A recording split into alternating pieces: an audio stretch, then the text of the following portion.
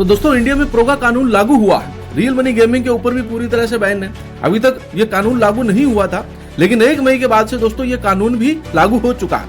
ऐसा कोई भी गेम जहां पर रियल मनी इन्वॉल्व हो इंडिया के अंदर नहीं चलेगा।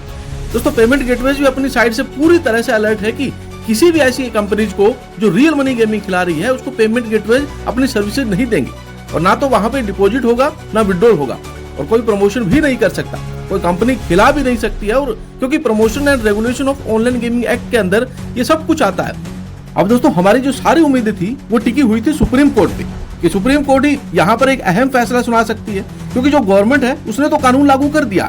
तो दोस्तों क्या सुप्रीम कोर्ट में नेक्स्ट हियरिंग होगी? क्योंकि 19 मई की नेक्स्ट हियरिंग डेट है, और यदि नेक्स्ट हियरिंग सुप्रीम कोर्ट में 19 मई को भी नहीं होती है तो कब वो हियरिंग होगी? क्योंकि पूरी जून वो हियरिंग नहीं हो सकती है, जुलाई में भी हो सकता है कि लास्ट में जाकर वो हियरिंग हो। तो क्यों ऐसा होने वाला है और क्यों इतना लंबा टाइम ये खींच सकता है, वही डिस्कस करेंगे इस वीडियो में। तो दोस्तों वीडियो को लाइक करके चैनल को जरूर सब्सक्राइब कर लीजिएगा, क्योंकि आपको रियल मनी गेमिंग और क्रिकेट से रिलेटेड सारी इन्फॉर्मेशन यहाँ पर मिल जाती है। और आप मेरे टेलीग्राम से जरूर जुड़ जाएगा, क्योंकि प्रोगा का या रियल मनी गेमिंग से रिलेटेड कोई भी न्यू अपडेट आएगा तो सबसे पहले मैं आपको टेलीग्राम पे अपडेट करूंगा।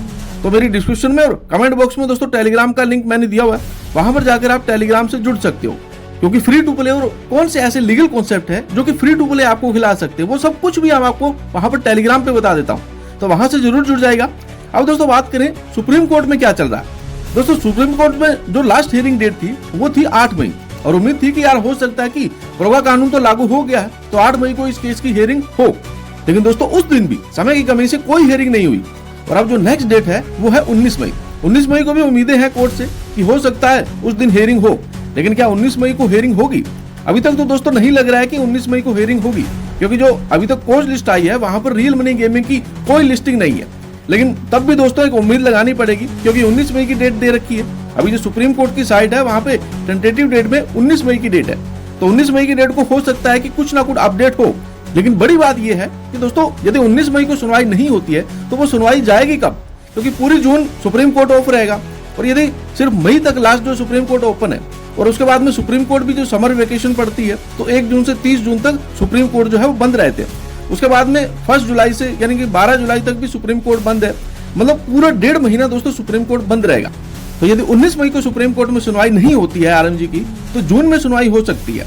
अब जुलाई में भी तो ये सुनवाई हो सकती है, तो बिल्कुल लास्ट में जाकर सुनवाई होगी, तो बहुत लंबा वो टाइम खींचेगा। तो बिल्कुल देखो यार, सुप्रीम कोर्ट सीरियस नहीं है इस चीज को लेकर। हम ऐसा समझ रहे हैं कि ये चीज अर्जेंट है, ये चीज बहुत रिक्वायर्ड है, क्योंकि इतना बड़ा केस है, इतनी पूरी मिलियंस डॉलर्स की इंडस्ट्री यहाँ पर टिकी हुई है। लेकिन दोस्तों सुप्रीम कोर्ट बहुत ही हल्के में ले रहा है इस केस को। यार देखो जून या जुलाई में भी ना सुप्रीम कोर्ट में वेकेशन जरूर है, सुप्रीम कोर्ट में सम वेकेशन है, लेकिन दोस्तों उसमें भी सुनवाई होती है। लेकिन उन केसेस की सुनवाई होती है जो बहुत ज्यादा अर्जेंट केस होते हैं, और सुनवाई प्रॉपर वर्क फ्रॉम होम से ही होती है। लेकिन ये केस दोस्तों जिस दिन इसकी सुनवाई होती है उस दिन इसकी हियरिंग नहीं हो रही है, तो अर्जेंट केसेस में तो ये गिना ही नहीं जाएगा। तो पूरे जून और जुलाई में दोस्तों आप मानो कि हियरिंग नहीं होगी। अगर इसके बाद में हियरिंग डेट लगती है तो जुलाई की लास्ट में या अगस्त में लगेगी, और बहुत ज्यादा डिले ऑब्वियस दोस्तों ये हो ही रहा है, क्योंकि अगस्त में इसका स्टार्ट हुआ था जब पेमेंट गेटवे सर्विसेज बंद हुई थी। तो अगस्त में दोस्तों ड्रीम 11 वगैरह की सर्विसेज बंद हो गई थी, और वहां पे पेमेंट गेटवेज ने सपोर्ट करना बंद कर दिया था, और दोबारा अगस्त आने वाला है, और हो सकता है 19 मई है, उसके बाद जो नेक्स्ट डेट लगे वो लगे अगस्त में, क्योंकि जून और जुलाई के आधे में सुप्रीम कोर्ट बंद है। तो पूरा 1 साल दोस्तों खींचने वाला है, और अभी हमें कुछ भी नहीं पता कोर्ट में हुआ क्या।